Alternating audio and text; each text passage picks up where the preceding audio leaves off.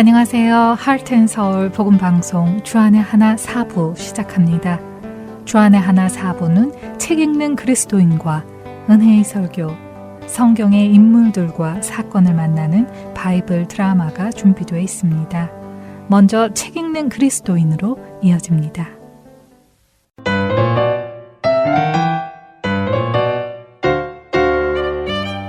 애청자 여러분 안녕하세요. 성도들에게 추천해드릴 만한 신앙서적을 읽고 내용 속에서 우리가 생각해 볼 것들을 함께 나누는 시간, 책 읽는 그리스도인 시간 진행의 정지혜입니다. 지난 시간에는 하나님의 기쁘신 뜻이 곧 우리의 구원을 이루시는 것이고 주님의 이러한 기쁘신 뜻을 우리 안에서 행하시는 분 또한 하나님임을 나누었습니다. 하나님께서 이 과정을 이끌어 가신다는 그 확신과 능력으로 인해 우리의 삶에 더 기쁨이 있기를 원합니다. 하나님의 기쁘신 뜻, 우리의 구원의 완성을 위해 우리 그리스도인들이 구체적으로 해야 하는 것은 무엇일까요? 오늘 함께 살펴보도록 하겠습니다. 먼저 빌립보서 2장 15절을 읽어드리겠습니다. 이는 너희가 흠이 없고 순전하여 어그러지고 거스르는 세대 가운데서 하나님의 흠없는 자녀로 세상에서 그들 가운데 빛들로 나타내며.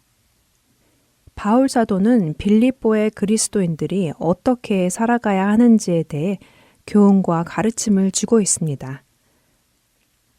그리스도를 통해 구원에 이르는 그리스도인들이라면 흠이 없고 순전하여 흠없는 자녀로 살아야 함을 말씀하시지요.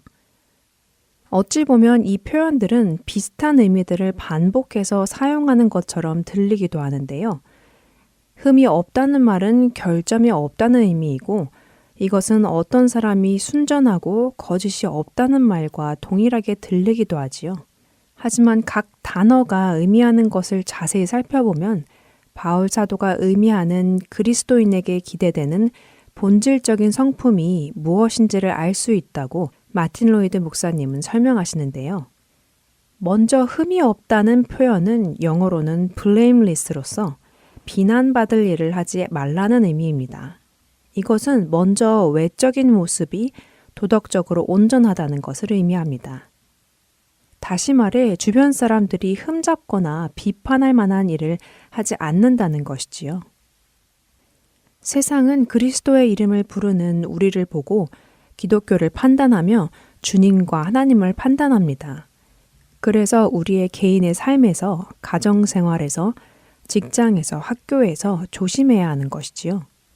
마치 주님과 주님의 삶이 도덕적으로 비난받을 만한 일이 없으셔서 하나님의 영광을 드러내신 것처럼 우리의 삶 역시 흠없는 삶을 살아가므로 주님의 영광을 드러내고 주님을 세상에 나타내야 하는 것입니다.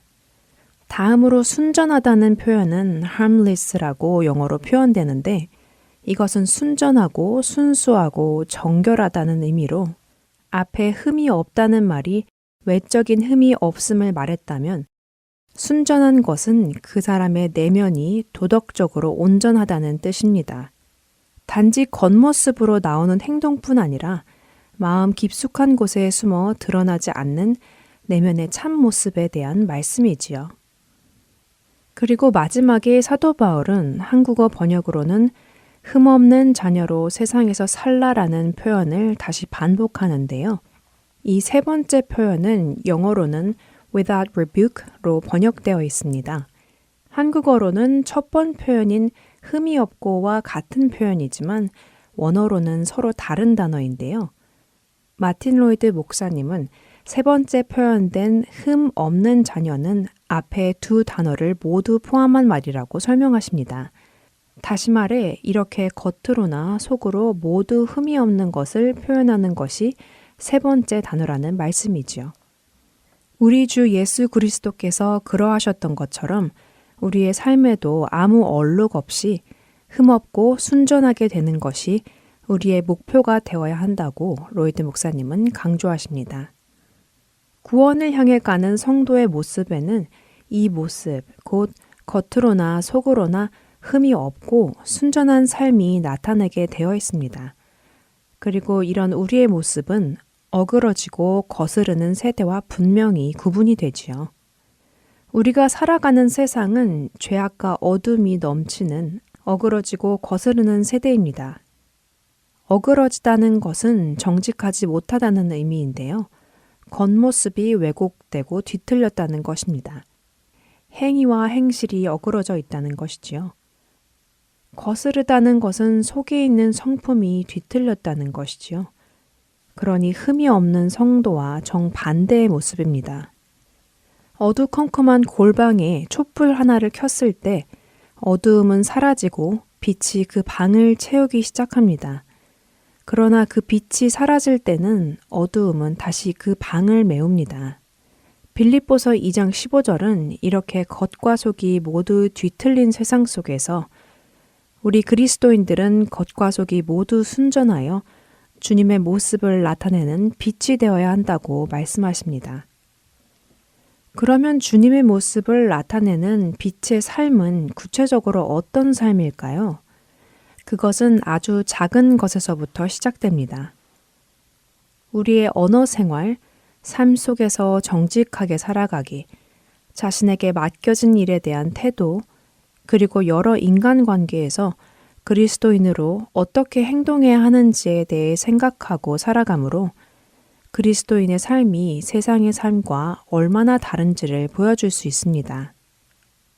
세상에서는 각종 욕설이 늘어나 그것을 쓰는 것이 아주 자연스러워 보이기도 합니다. 우리 그리스도인들은 정반대의 모습을 보여주고 더러운 말과 표현들을 지양하고 신중하게 언어를 사용해야 하지요. 또 우리는 정직하게 살아야 합니다. 절도, 도둑질, 거짓말, 사기가 만연한 이 세상에서 우리는 철저한 정직함으로 세상과 다른 정반대의 모습을 보여주어야 하지요.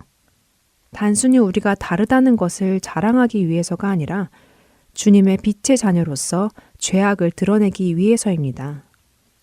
또 일을 할 때도 세상에서는 최소한만 일하고 최대한 어쩌라는 생각을 많이 하죠. 그러나 그리스도인들은 우리에게 맡겨진 일들을 최선을 다해 정직하게 행하며 그리스도인이 된다는 것이 무엇인지 주변 세상에 보여주어야 하는 것입니다. 하지만 안타깝게도 오늘을 사는 많은 성도들이 적당히 세상에 적응해서 살고 세상의 가치관을 어느 정도 받아들이는 것도 괜찮다고 생각하기도 합니다. 그리고 많은 경우 세상에서 성공하고 잘 사는 것이 하나님의 영광을 드러낼 수 있고 세상 사람들과 비슷하게 행동하는 것이 마치 멋진 그리스도인인 것처럼 생각하기도 하지요. 그러나 신약 성경에서 설명하는 그리스도인은 그런 사람이 아닙니다. 일반인들과 똑같은 그리스도인들은 그리스도인이 아니지요. 그리스도인은 세상 사람들의 가치관을 좇지 않고 우리가 주님의 은혜로 본질적으로 다르다는 것을 나타내야 합니다. 성도는 세상과 본질적으로 다른 존재입니다. 그렇기에 우리는 우리의 삶에서 세상의 가치관과 다른 가치관을 좇는다는 것을 보여주며 흠이 없고 순전하여 그리고 흠 없는 자녀로 살아가야만 합니다. 그리고 세상 사람들이 우리의 그런 모습을 보고 우리도 저렇게 살 수 있었으면 저들처럼 행복할 수 있었으면 우리 집도 그리스도인들의 집처럼 되었으면 이라고 느낀다면 이것이 얼마나 큰 주님의 기쁨이 되고 우리의 기쁨이 될까요? 세상과 구분되는 우리 그리스도인의 삶으로 하나님의 기쁨을 이루고 우리의 기쁨을 이루어가는 성도가 되기를 기도합니다. 책 읽는 그리스도인 여기서 마칩니다.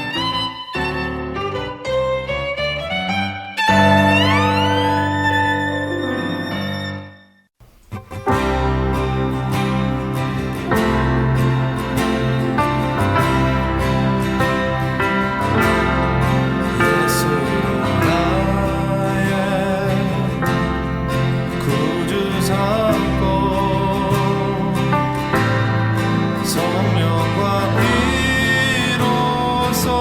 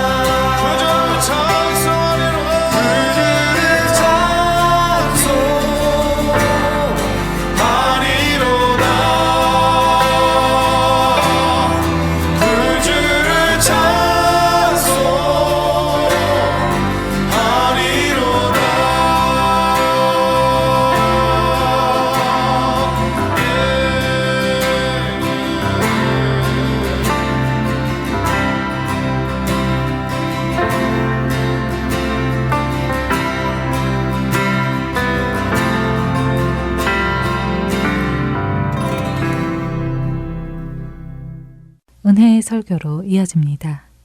오늘은 서울 우면동교회 정준경 목사님께서 예레미야 38장 7절에서 13절을 본문으로 에벳멜렉이라는 제목의 말씀 전해 주십니다. 은혜의 시간 되시길 바랍니다. 하나님의 말씀은 예레미야 38장 7절에서 13절입니다. 한 절씩 교독하겠습니다. 왕궁 내시 굿수인 에벳멜렉이 그들이 예레미야를 구덩이에 던져 넣었음을 들으니라. 그때 왕이 베냐민 문에 앉았더니 에벳멜렉이 왕궁에서 나와 왕께 아뢰어 이르되 내 주 왕이여, 저 사람들이 선지자 예레미야에게 행한 모든 일은 악하니이다. 성중에 떡이 떨어졌거늘 그들이 그를 구덩이에 던져 넣었으니 그가 거기에서 굶어 죽으리이다 하니, 왕이 구스 사람 에벳멜렉에게 명령하여 이르되 너는 여기서 30명을 데리고 가서 선지자 예레미야가 죽기 전에 그를 구덩이에서 끌어내라. 에벳멜렉이 사람들을 데리고 왕궁 곳간 밑방에 들어가서 거기에서 헝겊과 낡은 옷을 가져다가 그것을 구덩이에 있는 예레미야에게 밧줄로 내리며, 구스인 에벳멜렉이 예레미야에게 이르되 당신은 이 헝겊과 낡은 옷을 당신의 겨드랑이에 대고 줄을 그 아래에 대시오. 예레미야가 그대로 하매 그들이 줄로 예레미야를 구덩이에서 끌어낸지라. 예레미야가 시대뜰에 머무니라. 외부의 공격으로 공동체가 사라질 위기적 상황에서 성도들은 위로와 격려의 말씀 듣기를 갈망하겠죠. 그런데 하나님은 심판의 말씀을 주세요. 그때 설교자는 어떻게 해야 될까요? 이것이 예레미야가 처한 상황이죠. 바벨론 군대의 침략으로 인해서 유다와 예루살렘이 사라질 위기적 상황에서 예루살렘 백성들은 하나님의 위로와 격려의 말씀을 듣기를 갈망하고 있어요. 예레미야도 알아요. 그런데 하나님께서는 선지자에게 심판의 말씀을 주세요. 그때 하나님의 말씀을 전하는 설교자는 어떻게 해야 할까? 본문 앞에 있는 38장 1절에서 7절을 좀 보겠습니다. 1절에 보면 4명의 왕의 고위 관료들이 나옵니다. 이 4사람의 왕의 고위 관료들이 예레미야가 모든 백성들에게 전하는 하나님의 말씀을 들었어요. 예레미야의 메시지는 2절과 3절에 나와 있는데, 여호와께서 그리고 여호와께서 2절에서도 3절에서도 이 말씀은 내 생각이나 판단이 아니라 여호와께서 나에게 주시는 하나님의 생각, 하나님의 판단, 하나님의 말씀이다는 것을 강조하면서 여호와께서 이같이 말씀하시는데 이 성 예루살렘에 머무는 자는 칼과 기근과 전염병에 죽으리니. 예루살렘을 지금 바벨론 군대가 포위하고 있었거든요. 바벨론 군대가 1년 6개월 동안 포위하고 예루살렘을 함락했는데 그때예요, 지금. 그런데 이 성에 머문다는 건 뭐예요? 끝까지 바벨론 군대와 저항하면서 맞서 싸우는 사람들이겠죠? 너희가 지금 바벨론 군대와 끝까지 머물러 싸우기로 작정하면 칼과 기근과 전염병으로 죽을 것이다. 바벨론 군대의 칼에 의해서 죽거나 지금 성을 포위하고 에워싸고 있으니까 외부로부터 양식이 중단되고 차단됐잖아요. 그래서 기근은 굶어 죽는 거예요. 예루살렘 성이 그 상황이면 뭐 방역이나 여러 가지 위생시설이 갖추어져 있지 않았을 테니까 그 시대에는 바이러스나 세균 감염에 의해서 전염병으로 많은 사람이 또 희생되겠죠. 이 칼과 기근과 전염병은 전쟁으로 인한 참화예요. 그럼 어떻게 하라는 거예요? 갈대아인 바벨론 군대에 항복하라는 거예요. 지금이라도 성문을 열고 바벨론 군대에 투항하고 항복하면 목숨은 건질 것이다. 전쟁 중에 노략물을 얻는 것처럼 그 아무리 위험한 상황에서도 자기 생명만큼은 건질 수 있을 테니까 항복하라는 거예요. 왜 2절처럼 이야기하냐면 3절 때문이에요. 하나님께서 이미 이 성은 바벨론 왕의 군대의 손에 넘기셨다. 이스라엘은 아무리 열심히 기도하고 아무리 열심히 지혜를 다해서 싸워도 이 전쟁에서 승리할 수 없다. 왜? 하나님께서 이 성을 반드시 바벨론 왕의 손에 넘긴다고 말씀하셨다. 그러니 바벨론 느부갓네살 왕이 이 성을 차지하게 될 것이다. 이 말씀을 4명의 왕의 고위 관료들이 백성들에게 전하는 메시지 예레미야의 설교를 들었어요. 이 고위 관료들은 어떻게 할까요? 4절에 보면 4사람의 고관들이 시드기야 왕에게 가서 예레미야라고 이름도 부르지 않고 선지자라고 직분으로 부르지도 않아요. 이 사람 이렇게 2번 말해요. 예레미야 선지자라고 부르는 에벤멜렉하고 비교가 돼요. 이 사람 함으로써 이 표현 자체가 예레미야에 대한 강한 증오심이 들어있죠. 이 사람을 가만두면 안 됩니다. 예레미야를 죽이소서. 왜요? 예레미야가 백성들에게 샬롬을 전하지 않고 재난을 구하고 있습니다. 지금 강대국이 침략해서 힘겹게 버티면서 싸우고 있는데 계속해서 예레미야가 저렇게 떠들어대는 것을 방치하면 군인들의 사기는 점점 떨어질 것이고 백성들도 의기소침하고 낙심하게 돼서 백성들도 사기가 떨어집니다. 그러니 예레미야를 죽이소서. 이게 4명의 고위 관료들이 시드기야 왕에게 요청한 거예요. 왕이 어떻게 응답했을까요? 5절입니다. 시드기야 왕이 보라 그가 너희 손안에 있느니라. 왕은 조금도 너희를 거스를 수 없느니라. 이때 시드기야는 자기 뜻대로 무엇을 할 수 없었어요. 유약한 왕이었어요. 그래서 이 4명의 관리가 예레미야 선지자를 끌어다가 감옥들에 있는 왕의 아들 말기야 구덩이에 던져 넣었는데 줄로 달아내릴 만큼 깊은 웅덩이였어요. 물은 없었지만 진흙으로 진창이 되어 있는 그런 진흙 구덩이에 푹 빠져 있게. 이것을 예레미야 선지자가 당한 것이죠. 백성들이 관리들에게 불평을 토로했겠죠? 예레미야를 잡아 가두거나 죽이지 않고 뭐 하고 있느냐? 이렇게 주장하는 백성들도 많았겠죠.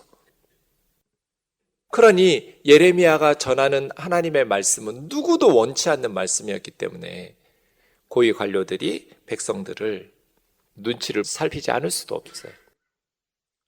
처음 우리가 던졌던 질문, 외부의 공격으로 공동체가 사라져버릴 위기적인 상황에서 성도들은 격려와 위로의 말씀을 듣기를 원하고 갈망하고 있는 걸 다 아는데 하나님은 심판의 말씀들만을 주실 때 설교자는 어떻게 해야 하는가? 이때 하나님 주신 말씀대로 전하면 하나님의 종이고, 하나님이 주신 말씀을 전하지 않고 침묵하거나 백성들이 원하는 말씀을 전하면 이 사람은 싹군 목자겠죠. 자신의 안위와 자신의 이익을 위해서 사역하는 사람이니까요. 이것이 지금 예레미야의 딜레마예요. 그래서 예레미야는 20장에서 내가 외치는데 파멸과 멸망을 선포하는 메시지를 전하니까 종일토록 하나님의 말씀 때문에 내가 백성들에게 치욕과 모욕거리가 됩니다. 백성들이 예레미야에게 조롱하고 치욕하고 욕하고 매국노라고 저주하고 비난하죠. 저는 빨리 죽이지 않고 뭐 하느냐고. 그래서 예레미야가 너무 괴로워요. 스스로 다짐도 해요. 내가 다시는 하나님이 주신 말씀을 선포하지 않을 것이다. 하나님의 이름으로 말하지 않을 거라고 작정을 해요. 근데 그러고 나면 속에서 천불이 나요. 마음속에서 불 붙는 것 같아가지고 답답해서 견딜 수가 없는 거예요. 왜요? 예레미야 4장 19절 우리 같이 읽겠습니다. 시작. 슬프고 아프다. 내 마음속이 아프고 내 마음이 답답하여 잠잠할 수 없으니 이는 나의 심령이 나팔 소리와 전쟁의 경보를 들음이로다. 백성들이 망하든 말든 뭐 관심이 없거나 그래 너희들 그렇게 말해도 안 들으니까 나 미워하고 욕하고 비난하고 저주하니까 차라리 망해라. 뭐 이런 마음이 있었으면 답답하지 않겠죠. 그런데 예레미야도 지금 슬프고 아파요. 왜 예레미야의 마음이 아프고 예레미야의 속이 답답해서 잠잠할 수 없어요? 지금 바벨론 군대에 침략하는 소리가 환청으로 들리는 것 같아요. 예레미야는 그걸 알잖아요. 하나님이 말씀하셨으니까. 그래서 예레미야가 눈물의 선지자예요. 이스라엘 백성들에게 재앙이 올 것을 미리 하나님으로부터 말씀을 통해서 받은 예레미야는 가슴이 답답하고 너무나 슬프고 아팠어요. 나라를 사랑하니까, 백성들을 사랑하니까. 예레미야도 애국자예요. 자기 동족 이스라엘이 멸망하지 않기를 원하는데 그들의 죄로 말미암아 하나님께서 북방에서 바벨론의 군대를 보내셔서 이스라엘을 심판하시겠다는 말씀을 주셔서 그 말씀을 전하니까 예레미야는 너무나 아파서 울면서 하나님 앞에 눈물로 기도해서 눈물의 선지자잖아요. 하나님께서 기도하지 말라고 하시는데도 예레미야는 계속 울면서 기도하잖아요. 그러면서 말씀을 전하는 거예요. 하나님이 주신 말씀을. 그런데 백성들은 듣기 싫으니까 죽이라고 외치는 거예요. 그래서 말씀을 전하는 말씀의 일꾼들은 갈라디아서 1장 10절 말씀을 명심해야 돼요. 같이 읽겠습니다. 시작. 이제 내가 사람들에게 좋게 하랴 하나님께 좋게 하랴 사람들에게 기쁨을 구하랴 내가 지금까지 사람들의 기쁨을 구하였다면 그리스도의 종이 아니니라. 바울이 다 알고 있어요. 바울이 사람들이 원하는 메시지를 전하면 그렇게 박해를 받고 매를 맞고 감옥에 갇힐 필요가 없어요. 그런데 내가 사람들에게 좋게 하랴 하나님에게 좋게 하랴 사람들에게 기쁨을 구하랴 지금까지 내가 사람들의 기쁨을 구했다면 나는 그리스도의 종이 아니지. 그냥 절에 다녀도 좋고 교회 다녀도 좋고 성당에 다녀도 좋고 어떤 종교든 그냥 착하게 살고 양심껏 잘 살면 극락이든 천국이든 간다. 신부님들처럼 설교하면 스님들처럼 설교하면 싫어할 사람이 없어요. 그런데 그건 사람들이 원하는 메시지예요. 천하 인간에게 구원을 얻을 만한 이름을 주신 적이 없어요. 오직 예수 그리스도만 우리 죄를 위해서 십자가에서 하나님의 저주와 심판을 받으셨기 때문에 예수 그리스도의 십자가와 부활의 복음 외에는 구원의 가능성이 제로예요. 종교다원주의는 잘못된 거예요. 사람들 속이는 거예요. 착각하게 만드는 거예요. 오직 예수 외에는 구원의 길이 없어요. 사람들이 어떤 메시지를 원하고 사람들이 듣고 싶어하는 말씀이 무엇인 줄 알아요. 그러나 성경의 진리를 외쳐야죠. 하나님이 주신 말씀을 외쳐야죠. 예레미야서의 구조를 보면 반으로 딱 접으면 양쪽이 맞게 되어 있어요. 서로 일치하는 구조로. 그래서 하나님의 백성의 구원을 가운데다가 놓고 양쪽에는 예레미야 선지자의 순환기가 나와요. 그리고 그 위에는 하나님의 백성들의 심판, 이방 나라 백성들의 심판, 그리고 1장은 예레미야를 선지자로 부르시는 소명의 장면과 52장은 역사적 부르. 그래서 반으로 딱 접으면 양쪽이 사이즈가 딱딱딱딱 맞아 들어가게 돼 있어요. 예레미야 선지자의 순환기가 2번 기록되어 있어요. 오늘 38장은 두 번째 예레미야 선지자가 순환당하는 본문에 속해 있어요. 왜 예레미야 선지자가 이렇게 순환을 당해요? 하나님이 주신 말씀을 전하니까. 백성들이 듣고 싶은 말씀을 전하는 게 아니라 하나님께서 백성들에게 하고 싶은 말씀, 하나님이 주신 말씀을 전하니까 백성들이 듣기 싫으니까 예레미야를 모욕하고 저주하고 조롱하고 비난하고 욕하고 죽이려고 하는 거잖아요. 지금 우리도 마찬가지예요. 그런데 오늘 본문 말이에요. 7절에 보면 왕궁의 내시라고 했는데 여러분 내시는 꼭 환관을 의미하지 않아요. 그냥 궁중관리라고 보시는 게 더 좋아요. 예루살렘 왕의 고위 관료인데 구스 사람이에요. 아프리카 사람이에요. 이디오피아. 그래서 외국인 출신의 왕의 고위 관료, 궁중 관료 에벤멜렉이라는 사람이 나와요. 이 에벤멜렉이라는 사람이 4명의 고관들이 왕에게 이야기해서 예레미야 선지자를 왕의 아들의 그 진흙구덩이에 가뒀다라는 소문을 들었어요. 1절에서도 들었고 7절에서도 들었어요. 4명의 신하들도 예레미야의 메시지를 들었다가 강조되어 있고 7절에서 에벤멜렉도 던져 넣었다라는 것을 들었다가 강조되어 있어요. 자, 여러분이 에벤멜렉이라면 어떻게 할 것 같으세요? 그냥 예레미야가 어떤 상황에 처해 있는지 소문을 들었어요. 자기는 이스라엘 사람도 아니에요. 그냥 뒷 배경, 백그라운드도 없어요. 외국인 출신이에요. 그때 시드기야 왕은 베냐민 문은 예루살렘 성전 북쪽으로 열려있는 문이에요. 왕에게 찾아가요. 에벤멜렉이. 그래서 왕에게 요구해요. 내 주 왕이여, 저 사람들이 선지자 예레미야를 그렇게 진흙구덩이에 깊은 곳에 쳐넣은 것은 악하니이다. 왜 악하냐면 지금 바벨론 군대가 애워싸고 있어요. 예루살렘 성에 점점 양식이 떨어졌고 이미 성중에 양식이 떨어졌어요. 근데 그 웅덩이에 있는 예레미야에게 양식을 주겠어요? 저들은 거기서 굶어 죽으라고 하는 겁니다. 4명의 고위 관리들은 직접 죽이지는 않았어요. 그런데 그 웅덩이에 처박아 놓고 스스로 예레미야가 굶어 죽기를 기다리는 거죠. 에벤멜렉이 그 소식을 들을 때 저 사람 방치하는 건 직접 살인은 아니지만 이건 간접 살인이다. 그래서 목숨 걸고 왕에게 가서 예레미야를 구출하라고 하는 거예요.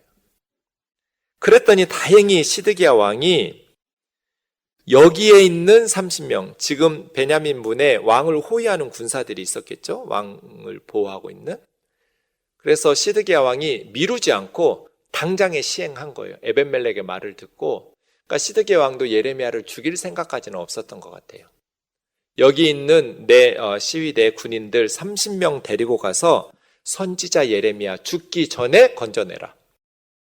그래서 에벤멜렉이 그 사람들, 군사들을 데리고 예레미야에게 가는데 예레미야에게 바로 가서 밧줄로 끌어올리지 않고 왕궁 곳간 밑방에 가서 헝겊과 낡은 옷들을 챙겨가요. 이 헝겊과 낡은 옷들을 연결해가지고 밧줄 만들려고 한 게 아니고요. 헝겊과 낡은 옷들을 가지고 예레미야에게 던져주면서 이 헝겊과 낡은 옷을 당신 겨드랑이에 대라고. 그리고 그 밑에다가 밧줄을 대. 정말 따뜻한 사람이죠. 예레미야를 위해서 세심하게 배려하고 있는 거예요. 그냥 밧줄로 끌어올리면 피부가 상하고 몸이 아플 테니까 에벤멜렉 진심으로 예레미야를 위한 사람이에요. 그렇게 시키는 대로 예레미야가 하니까 예레미야를 구덩이에서 끌어냈어요. 예레미야가 자유롭게 풀려서 집에 가고 그러진 못했지요. 시위대 뜰에 감금되어 있기는 했지만 웅덩이에 갇혀서 그렇게 굶어 죽을 위기에서는 벗어난 것이죠. 에벤멜렉이 있었어요. 하나님께서 보내신 에벤멜렉. 그래서예요.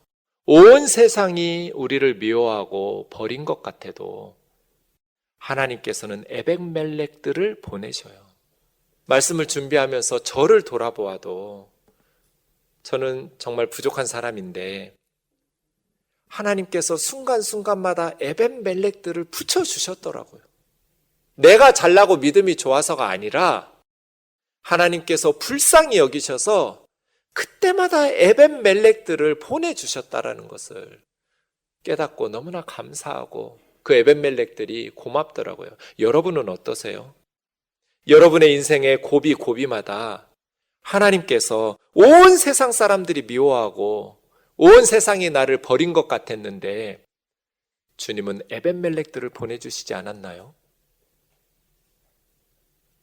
에벤멜렉뿐 아니에요. 하나님께서 26장에서는 아이감을 보내주셨고요. 36장에서는 엘리사마, 들라야, 엘라단, 그마랴, 예레미야에게 보내셔서 예레미야를 죽을 위기에서 건져내셨어요.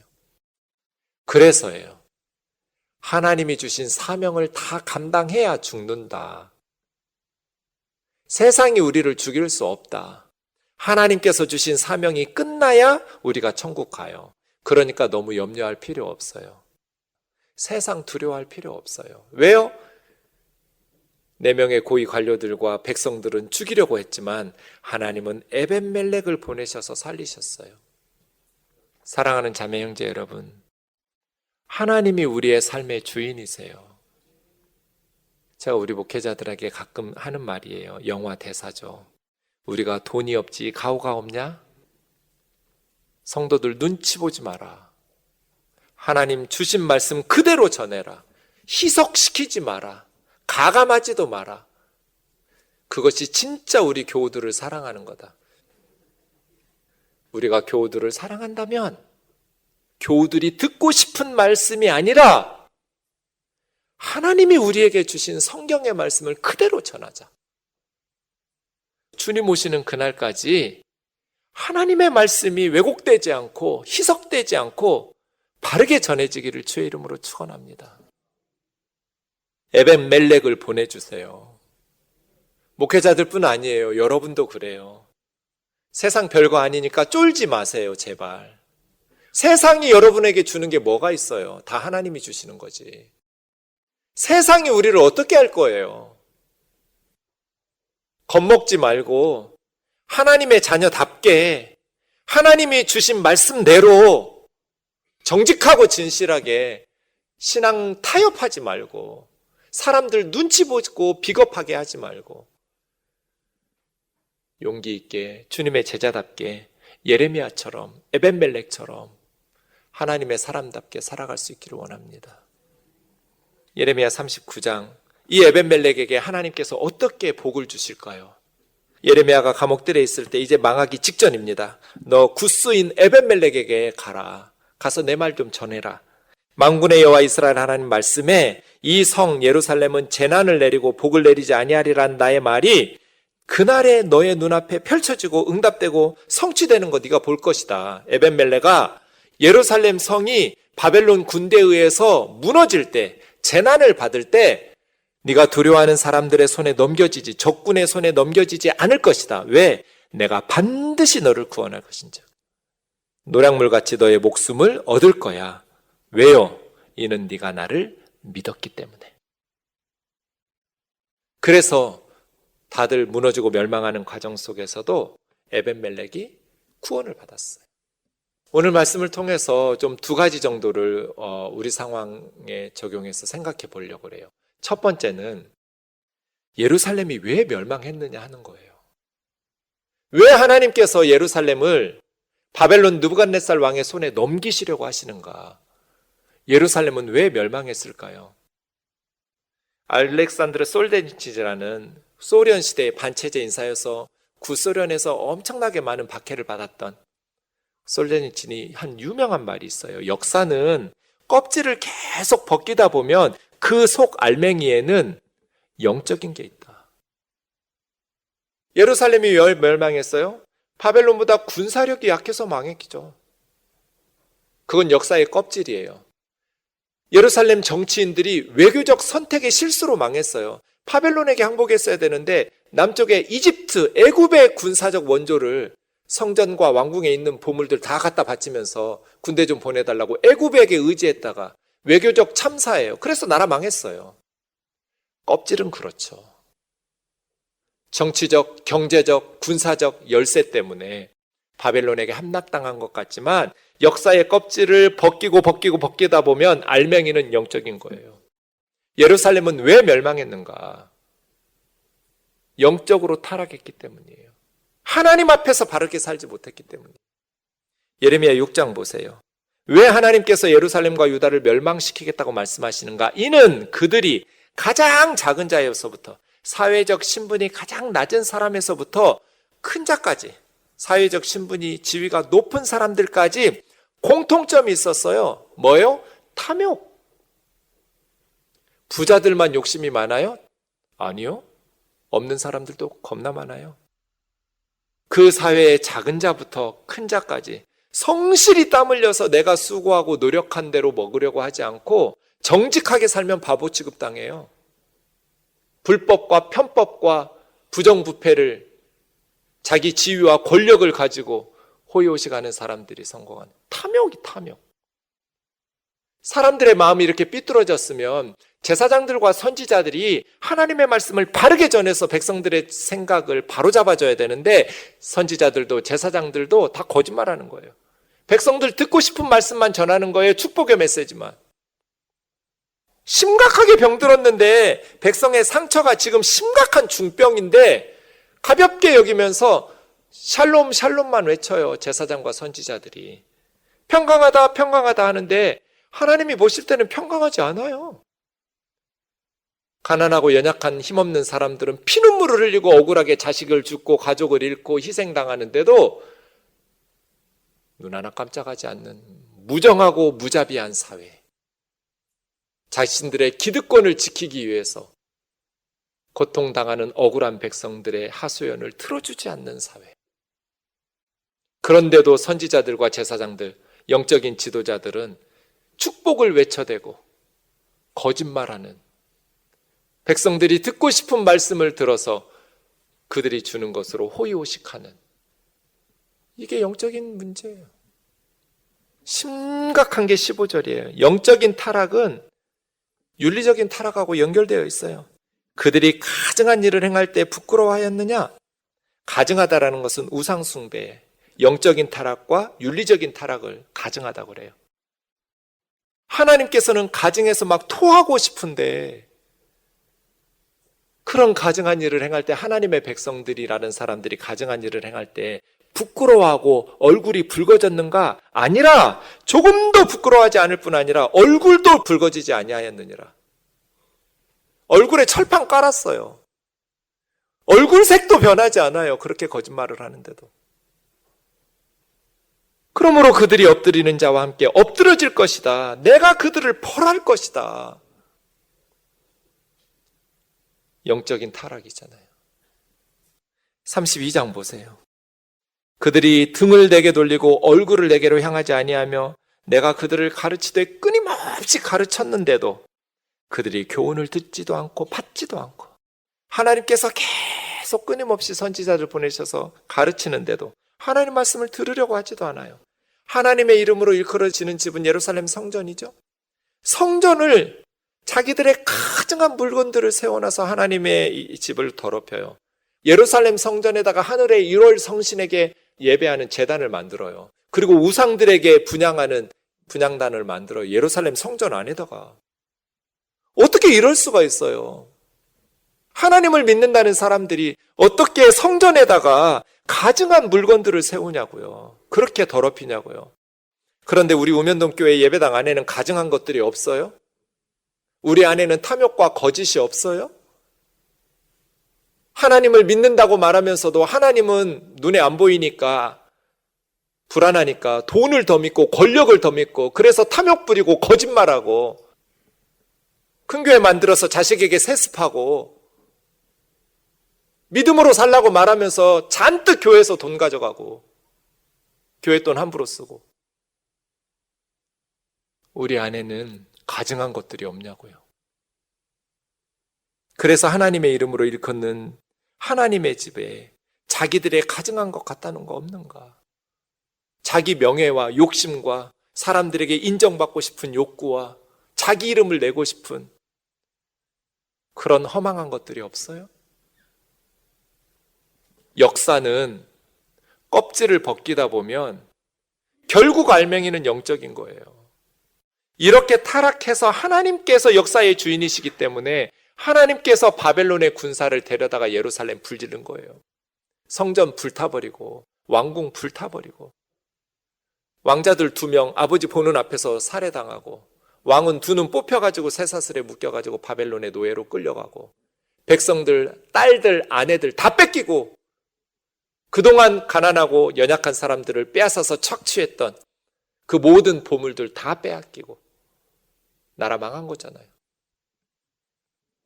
한국교회가 망하지 않으려면, 대한민국이 망하지 않으려면 영적으로 말씀 앞에 바로 서야 돼요. 하나님의 백성들이 바르게 살아야 돼요. 바르게 믿어야 돼요. 두 번째, 말씀을 듣는 자의 자격 조건이 있어요. 말씀을 듣는 우리는 어떤 자격이 필요할까요?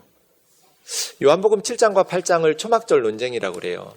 초막절에 예수님께서 8개의 논쟁을 유대 종교 지도자들과 하세요. 그 중에 첫 번째 초막절 논쟁이 이 부분이에요. 초막절 명절 중간쯤 예수님께서 예루살렘 성전에 올라가서 가르치시는데 예수님께서 성전에서 백성들을 가르치고 있는 현장에 유대 종교 지도자들이 와가지고 저 예수는 랍비 교육을 받지 않았는데 왜 백성을 가르치냐. 예수님의 가르치는 자의 스승의 자격이 없다라는 것을 지금 비난하는 거예요. 몰라서 묻는 거 아니에요.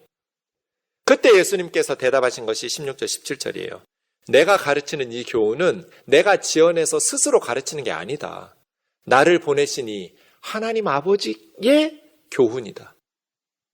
내가 백성들을 가르치는 것은 내가 깨닫고 지어내서 가르치는 교훈이 아니라 나를 보내신 하나님 아버지의 교훈이다. 그거 어떻게 알 수 있어요? 예수님이 스스로 지어내서 가르치는 건지 아니면 하나님의 주신 교훈인지. 17절이에요. 사람이 하나님의 뜻을 행하려고 하면 내가 가르치는 이 교훈이 스스로 가르쳐서 지어내서 가르치는 건지 하나님께서 나에게 주셔서 하나님으로부터 온 교훈인지 분별력이 생길 것이다. 예수님은 유대 종교 지도자들이 가르치는 선생의 자격을 가지고 문제 제기를 했는데 대답하시기를 배우는 말씀을 듣는 학생의 자격 조건으로 대답하셨어요. 하나님의 말씀을 듣는 자의 자격 조건은 뭐냐면 하나님의 뜻을 행하려는 마음이에요.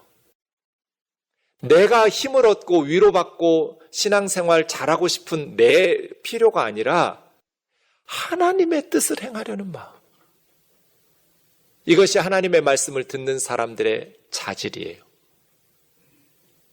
하나님의 종들이 말씀을 전할 때마다 우리가 듣고 싶은 말씀이 아니라 우리 위로하고 격려하려고 하지 말고 우리 하나님의 뜻대로 살 수 있도록 설교해달라고 요청해야 돼요. 설교자들에게.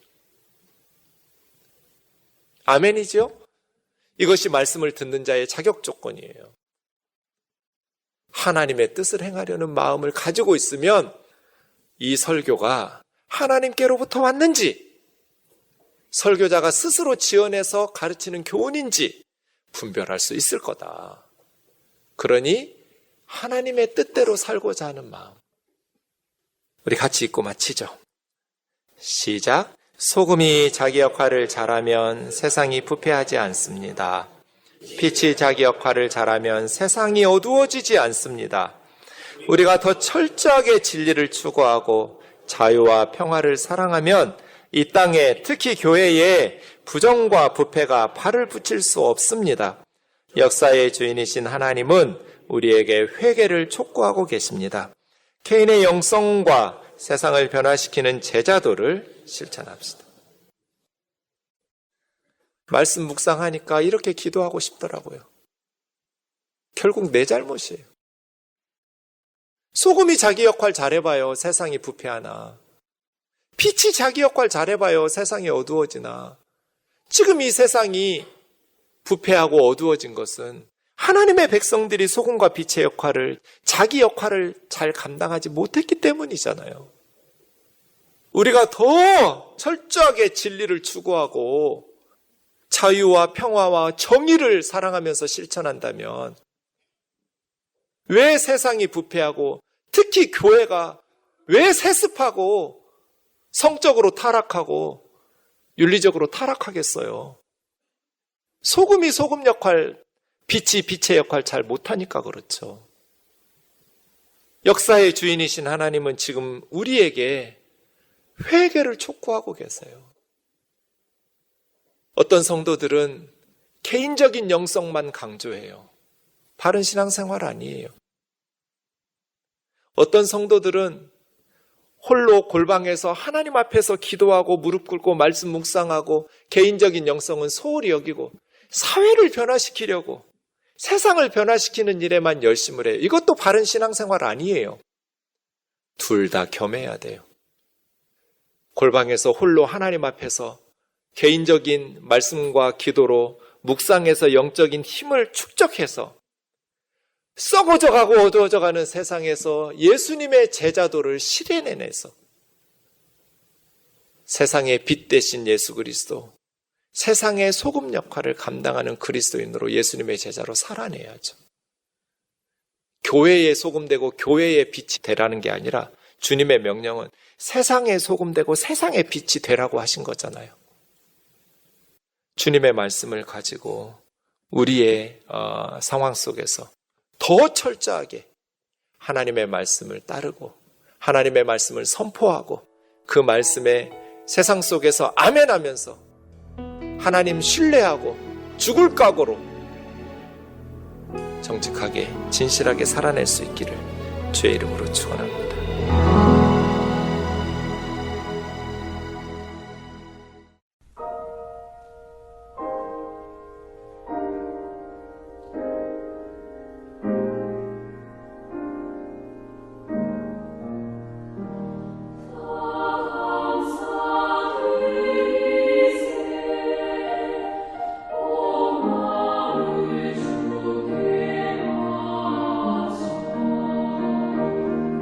So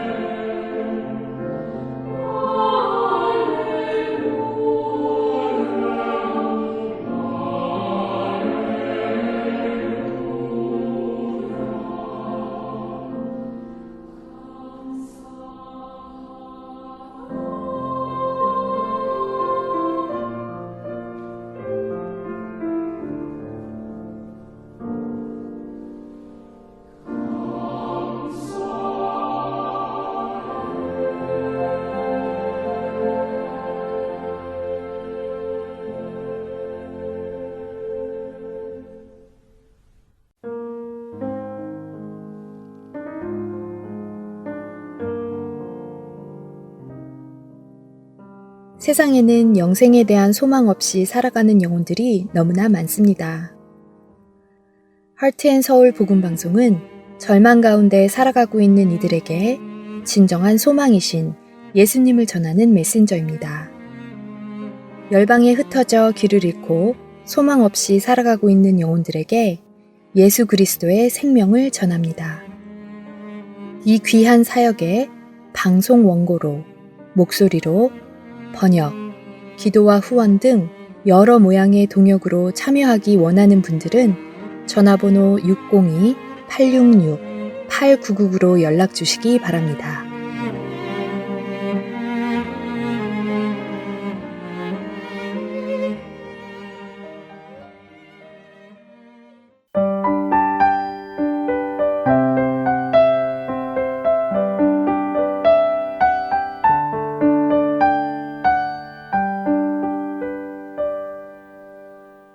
성경 속의 인물들과 사건을 만나는 바이블 드라마로 이어집니다.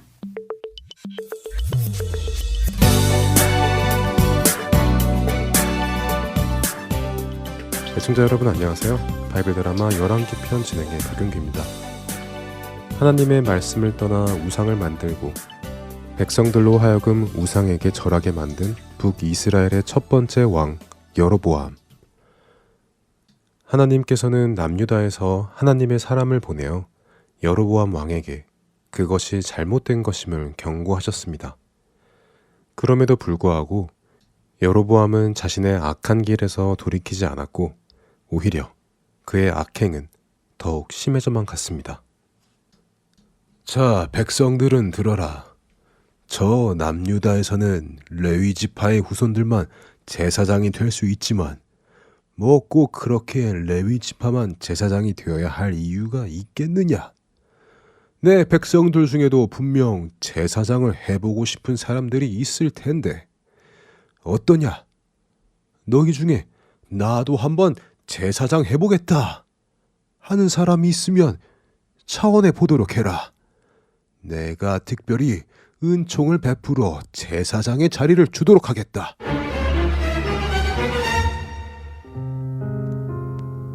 여로보암은 하나님으로부터 북이스라엘의 왕이 되도록 선택을 받았음에도 하나님을 따르지 않고 자신의 뜻대로 나라를 다스려 나갑니다. 그런 여로보암을 하나님께서는 결국 징계하시게 되었지요. 여로보암의 사랑하는 장자 아비야가 병에 들게 된 것입니다. 아비야야, 어디가 그렇게 아픈 게냐? 어서 말을 좀 해보거라. 여봐라, 어서 이스라엘 전 지역을 수소문하여 우리 아비야를 고칠 수 있는 의사를 좀 찾아보아라.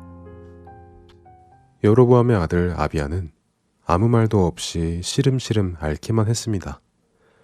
여로보암이 이스라엘을 모두 뒤져 의사들을 데려다가 아비야를 진찰해 보았지만 어느 누구도 아비야의 병명을 아는 사람은 없었습니다. 아비야의 병은 하나님께로부터 온 것이었기에 어느 누구도 고칠 수 없었던 것입니다. 오직 하나님께서만 고치실 수 있었죠. 여로보암의 마음속에도 이 병이 보통 병이 아니라는 생각이 들었습니다. 그래서 여로보암은 자신의 아내를 불러 이야기합니다. 이보시오, 왕비.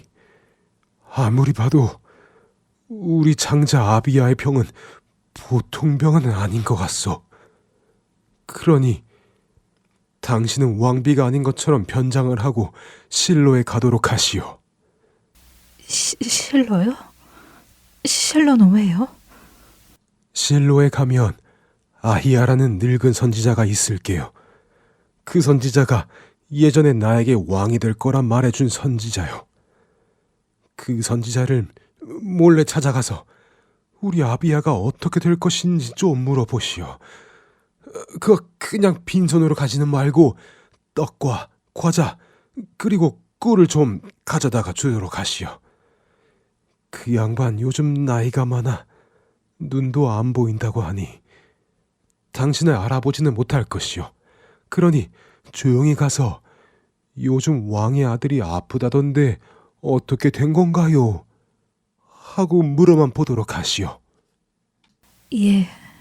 그런데 왕비가 아닌 것처럼 변장은 왜 하라고 하시는 겁니까? 그거야 당신이 하나님의 선지자 아히야를 찾아가는 것을 이스라엘 백성들이 보면 우리 집에 하나님으로부터 무슨 저주가 내렸나 그렇게 생각하게 될 것이고, 그렇게 되면 백성들이 나를 떠나갈 것 아니오. 그러니 몰래 조용히 다녀오시오. 아, 그런 이유시군요. 알겠습니다. 왕비는 여로보암이 시킨 대로 보통 사람처럼 변장을 하고는 실로로 가서는 아히야 선지자의 집으로 갑니다. 아히야 선지자는 여로보암이 말한 대로 나이가 많아 앞이 잘 보이지 않았죠. 그런데 여로보암의 아내가 아히야 선지자를 찾아오기 전에 하나님의 말씀이 먼저 아히야 선지자에게 임하셨습니다.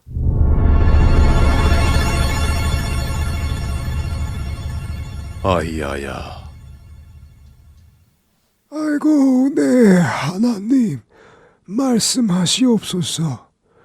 주의 종이 듣겠나이다.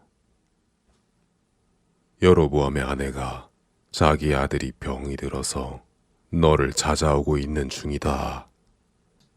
그녀가 들어오면 너는 내가 너에게 해주는 말을 그대로 전하도록 하여라.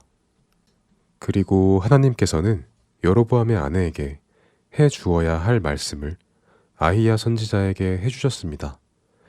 그리고 그렇게 하나님의 말씀이 다 주어지자 여로보암의 아내의 발소리가 아히야 선지자 집안으로 들어오는 소리가 들렸습니다. 저 계십니까? 여로보암의 아내여, 들어오도록 하시오. 어째 자신의 정체를 숨기고 이곳에 오셨소? 아니, 어떻게 앞도 안 보이시는 분이 제가 누군지를 아십니까? 하나님께서 이미 당신이 올 것을 말씀해 주셨소.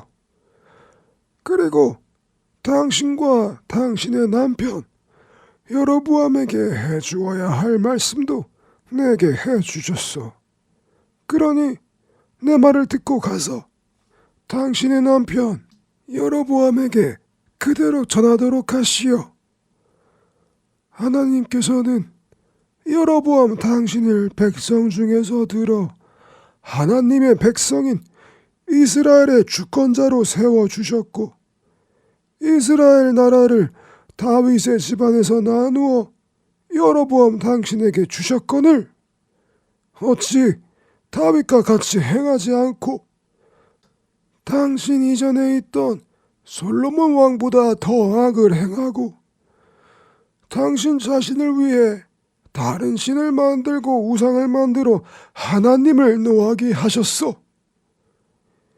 이렇게 행하면 하나님께서 다윗의 나라를 나누어 주신 이유가 하나도 없는 것 아니요.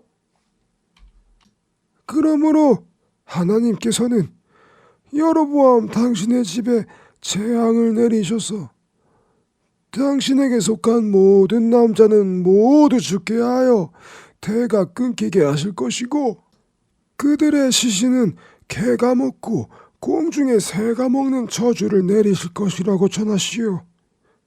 자, 이제 내 말을 들었으니 당신은 일어나 집으로 가서 여로보암에게 하나님의 말씀을 전하도록 하시오. 당신이 그 성읍에 들어갈 때 당신의 아들 아비야는 죽을 것이요. 그 아들이 죽는 것은 당신에게는 슬픈 저주이지만 그 아들에게는 하나님의 축복이요. 그 아이는 여로보암의 집안에서 유일하게 하나님을 향해 선한 뜻을 품은 자이기 때문에 하나님께서 그의 영혼을 거두어 가시는 것이요.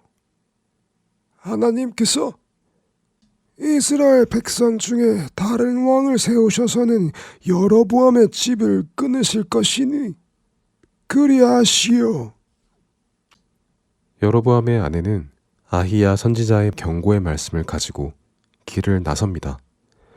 그리고 그녀가 성읍으로 돌아와 자신의 집에 들어갔을 때 아히야 선지자의 말대로 여로보암과 그녀의 아들 아비야가 죽었습니다.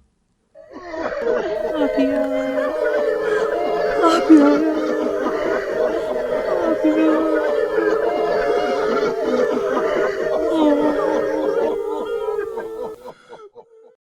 그럼에도 불구하고 여로보암은 자신의 죄를 회개하고 하나님께 나아가 용서를 구하지 않았습니다.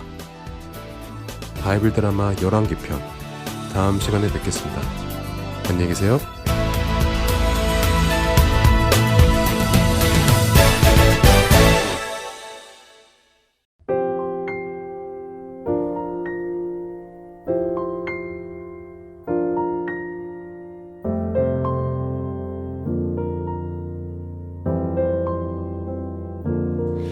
넓은 들에 황금가루 날리고 나무마다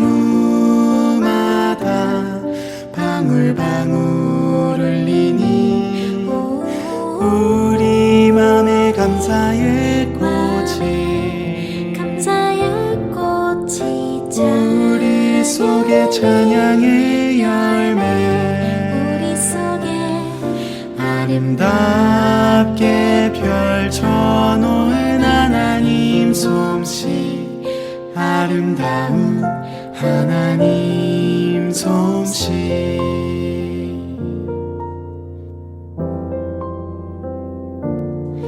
넓은 들에 황금가루 날리고 나무마다 방울방울 흘리니 우리 맘에 감사의 꽃이 우리 속에 찬양의 열매 아름답게 펼쳐놓은 하나님 솜씨 아름다운 하나님 솜씨 아름다운 하나님 솜씨